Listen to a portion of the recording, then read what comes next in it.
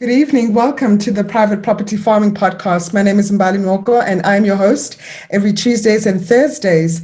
Thank you so much for watching us this evening. And we've got another amazing show all about traditional farming methods for crop rotation. So if you're looking for a number of ways to rotate your crop, and obviously smart ways at that to ensure that you increase your yields, and that you farm just using the maximum amount of space that you have in your land and farming efficiently with different crops, then I think this show is for you. And tonight we're joined by Loffie Smuts, who is the founder, who's pretty much a farmer and founder of the Friendly Butchery. And we're going to talk about crop rotation, traditional farming methods, and a bit about his enterprise and how he started and how he's grown his business till date. Loffie, thank you so much for joining us. How are you doing? I'm fine, Mbali. It's a pleasure, to have you, and let's get going. Awesome. So, Loffie, tell us about your farming journey. When did you start farming? Are you a second, third, fourth generation farmer? And give us more insight around the Friendly Butchery.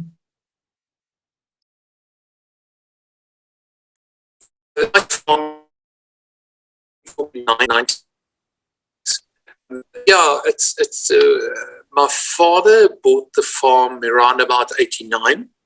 Yeah. But I grew up on a farm which is basically next door to the farm that I'm on, and I was born there and grew up and so on. So I've been in the farming business for many years. And then I started farming in 1996, farm for my father. And then,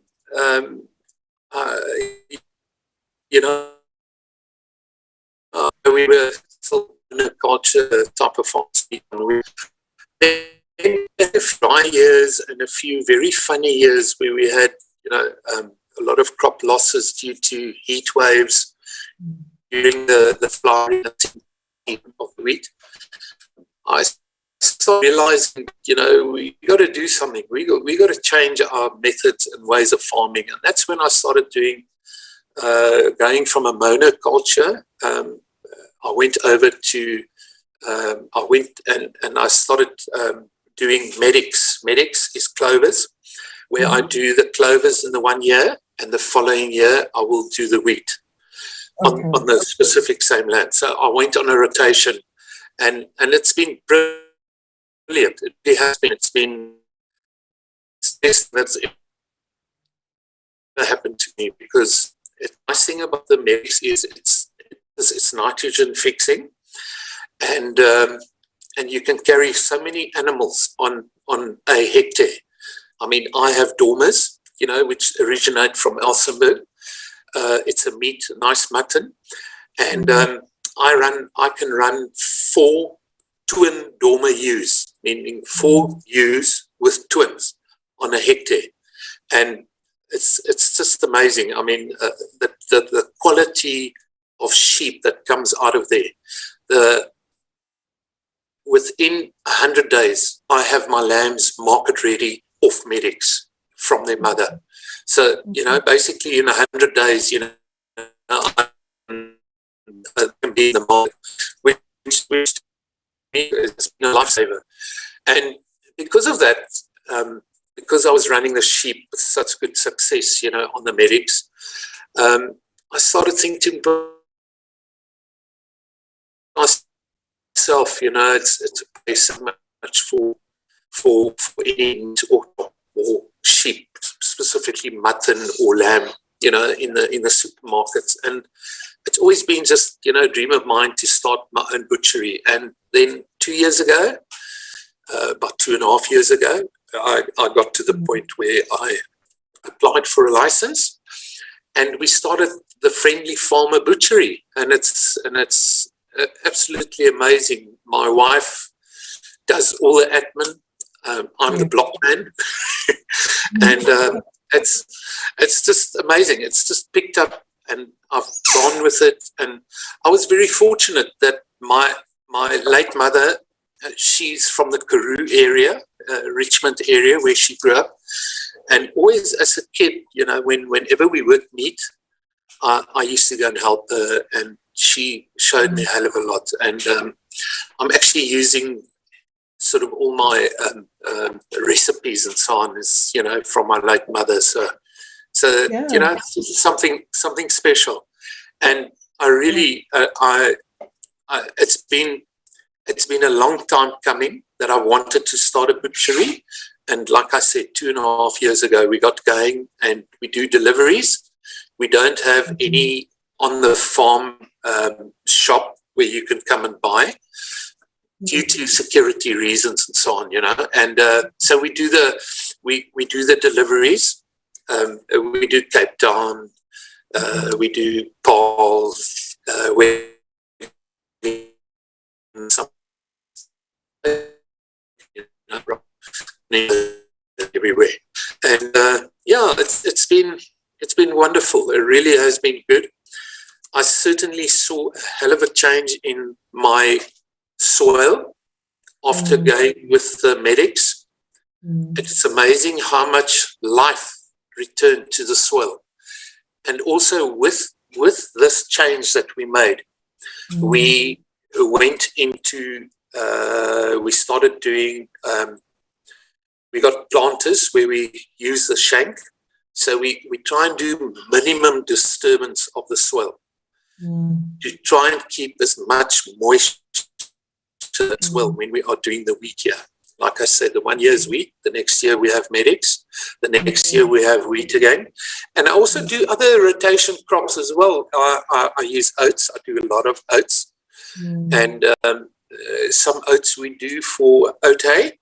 The other oats, at the moment, I'm actually busy harvesting oats for seed, for the co-op around here, and getting a very good yield. But it's important to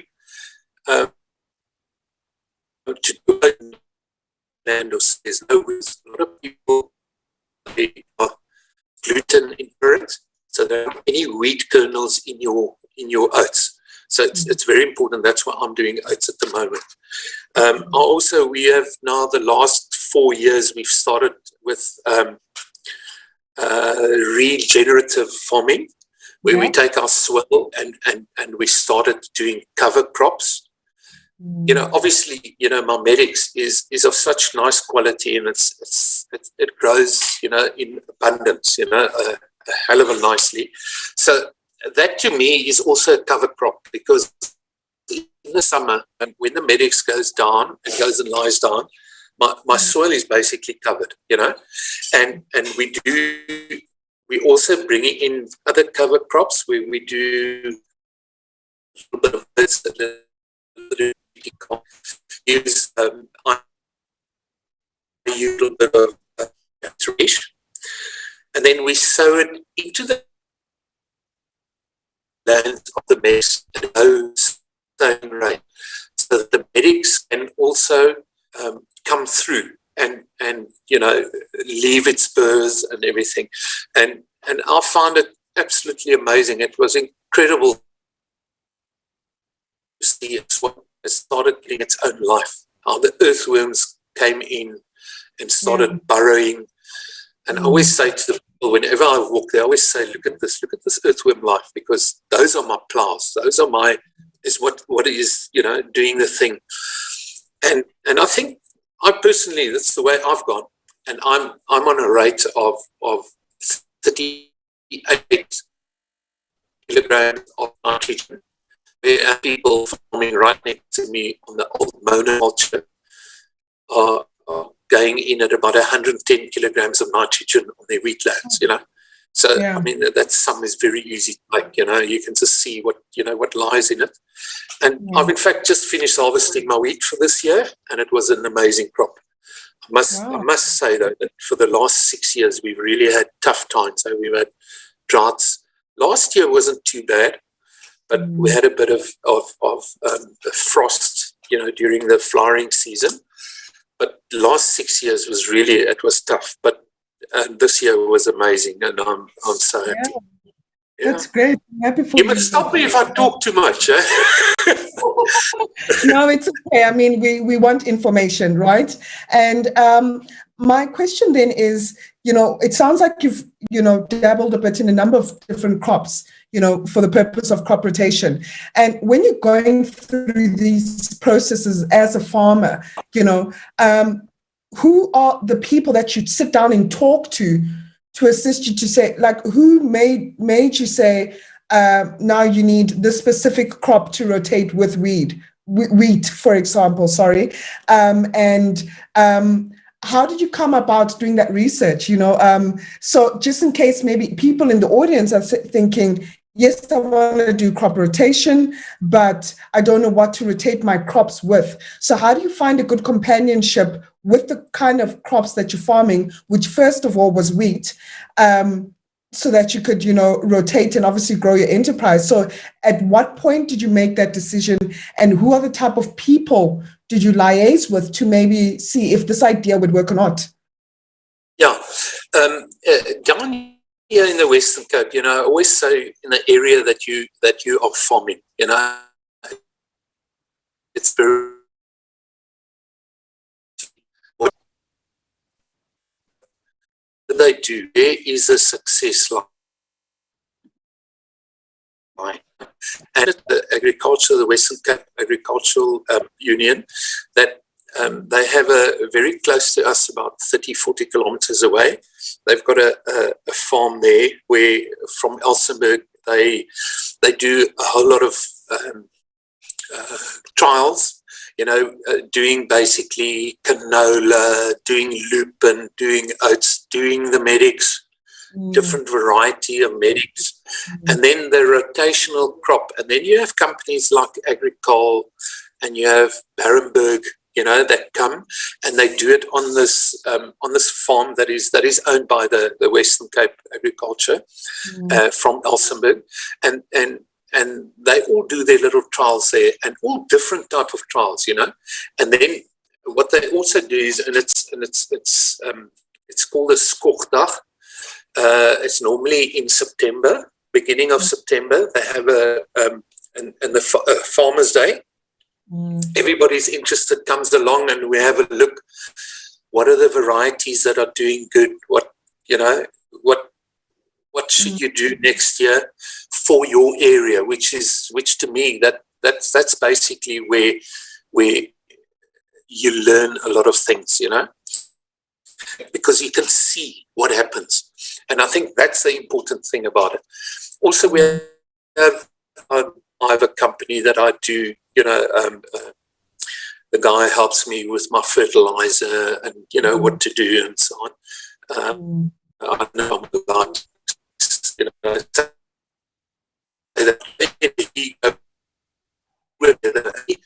we try and minimize our risk, and I think that's the biggest thing of all. You must minimize your risk by going in with the least inset, but the best outset, and the best quality. And I think that is very important.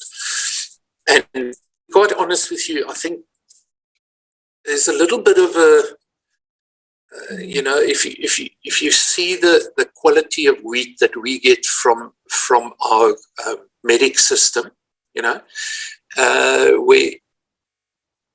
we specifically, I also do my fertilizer is I try and do biological farming with my fertilizer, where I use a chicken and I get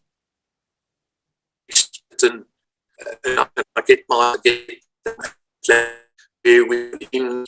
amount of phosphorus, amount of potash, and then of course nitrogen, and it's all in a little fertilizer, little pill, little chicken, manure pill. They do it in a pill form, and then we sow. But to me, the big disappointment is that as a farmer, I don't get, because the quality of wheat that is doing local farming,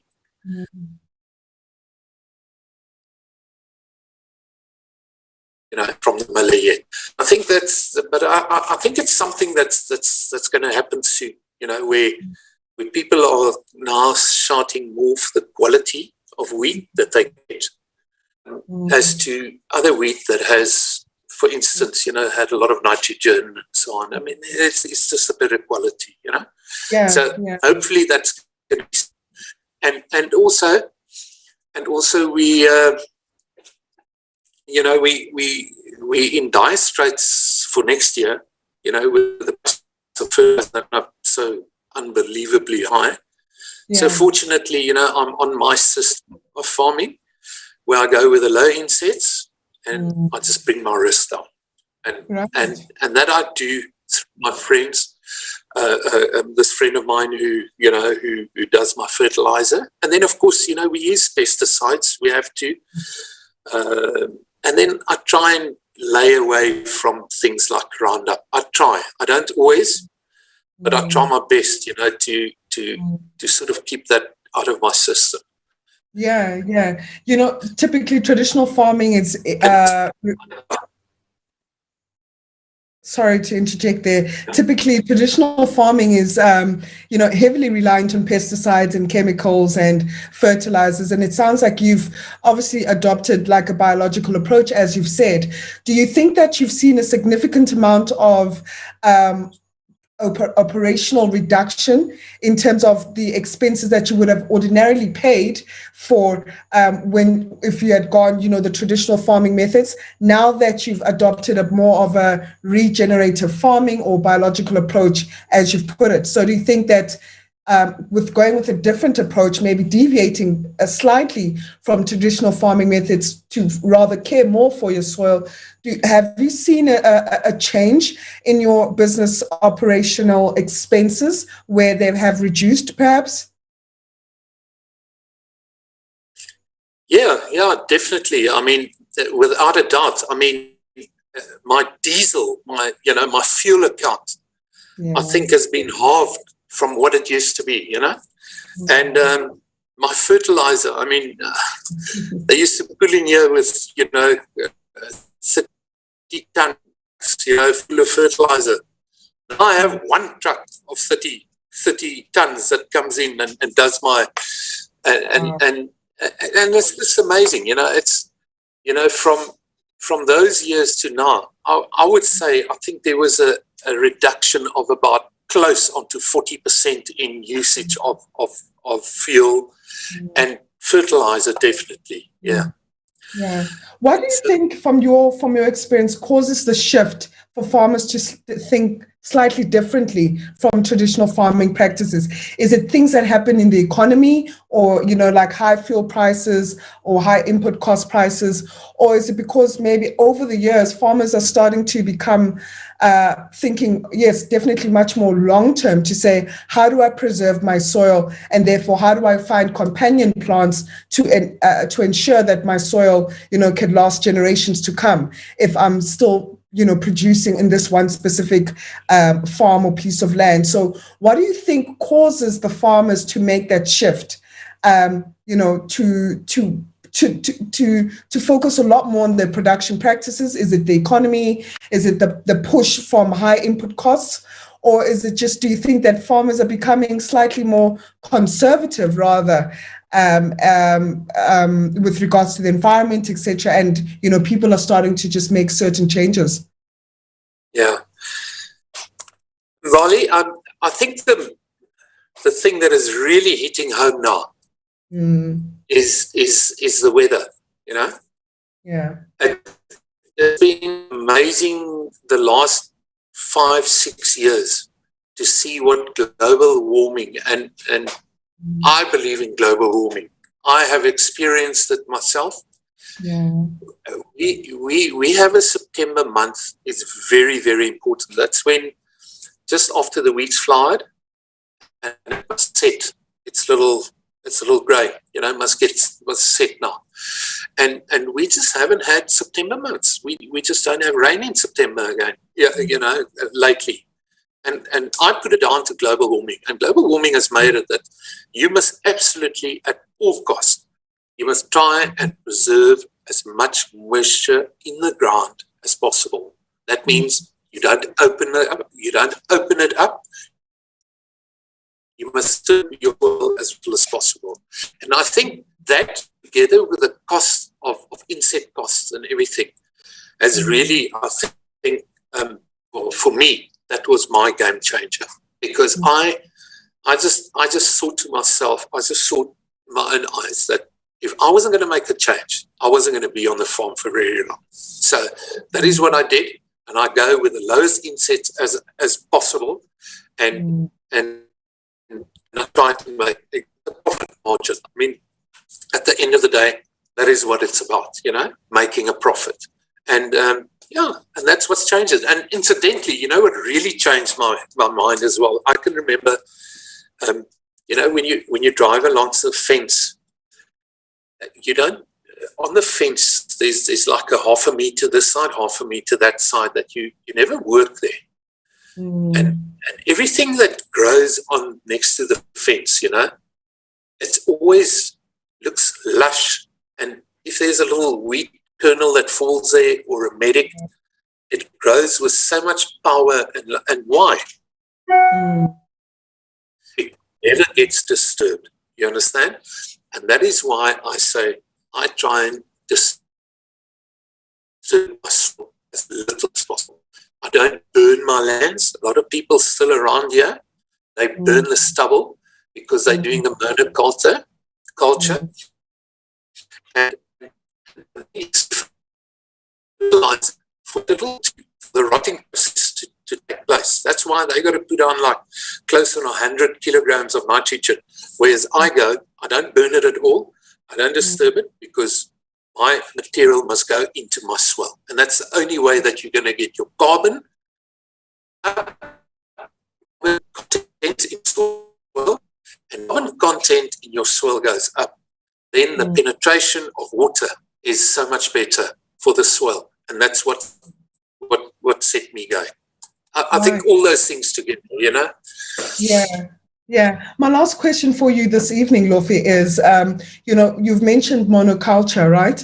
And for anybody listening and thinking, wow, there's monoculture and there's crop rotation, and you're farming wheat, you're farming medics, you're farming something else in between that, all for the purpose of crop rotation. Is it fair to say that the crop rotation practices and methods become slightly more expensive as opposed to monoculture? Because in monoculture, you're controlling expenses, year after year, you're farming a single crop where you can control your expenses, control your input costs, whereas crop rotation, each crop requires something different, and it could be different fertilizers, etc. So is it true maybe to think that maybe crop rotation will be slightly more expensive than monoculture, or does it not make a difference at all? No, not at all. Especially what I'm doing with my medics, my clovers. What I started in the year 2000. I've never plant of my lands because I let the clover develop the first year. The second year it gets wheat. The third year, when it's clover again, it comes up naturally in the winter. So it's a once-off. It's a once-off thing. It's quite expensive, the seed, because everything comes from Australia, and so it's quite expensive to start off with. Once-off. If you look at it, and you look after your phosphate and so on, which you correct in the year of the wheat, where you put your phosphates down and so on. And if your pH is fine, then it's a once-off thing, and it's just there. Every second year, you have this most amazing medics, that you can either harvest or you can use it for your animals to graze on. Oats to me is also a very, very nice rotation crop. Oats have an amazing root system, which I think it's conducive to. I think magnesium gets put into the soil, which takes a lot of the I don't know what the English word is for all. There's a lot of the wheat here. Normally, is amazing. It's just such nice and diseases. Crops, which is amazing. I like to do the Japanese radish. it's like a whole radish, a huge, and it breaks up your soil, you know. So if you have compact soil and so on, and you do the radish, it breaks the soil. It's like a twine, you know, that when you plant, it sort of does the same thing. It loosens up your soil. That's also very nice. And then lupins, I forgot to tell you about lupins. Lupins also, it's got a nice pen root.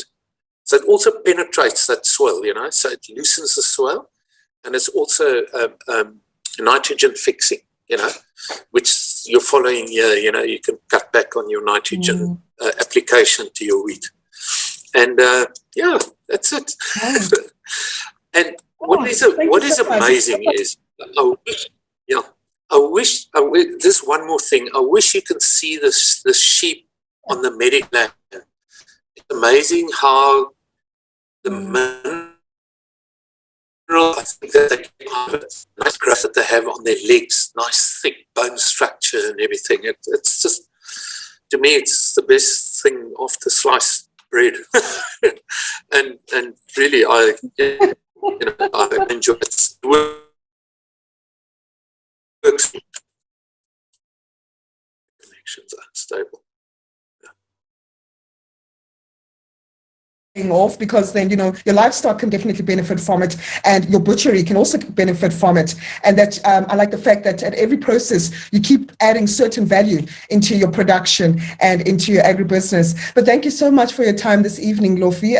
It was great chatting to you, and I just want to say to the audience, just apologies for the disconnection here and there when Loffie was speaking. You know, connection's not always the greatest at farms, but yeah. Loffie, thank you for obviously bringing that wisdom and various crop advices in terms of rotation and different crops that one could use, obviously, to obviously improve the texture of the soil, to improve the composition of the soil, nitrogen, etc. So yeah, thank you for coming onto the show this evening.